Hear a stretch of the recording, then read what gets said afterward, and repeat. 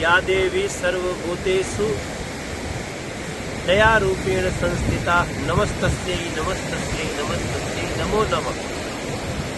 शारदीय नवरात्र के पहले दिन मैं भारत के दक्षिणी छोर केरल के तिरुवनंतपुरम में समुद्र किनारे बैठा हूं और मैं आपको और आपके परिवार के लिए प्रार्थना करता हूं जगत जननी मां भगवती जगदम्बा से कि आप पे और आपके परिवार पे या आपके सभी मित्रों पे अपनी कृपा बनाए रखें। नवरात्रि की ढेर सारी शुभकामनाएं।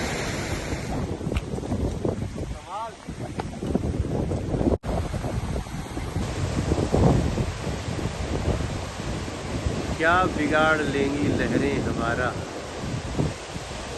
क्या बिगाड़ लेंगी लहरें हमारा, लहरों पे चलना शौक है हमारा।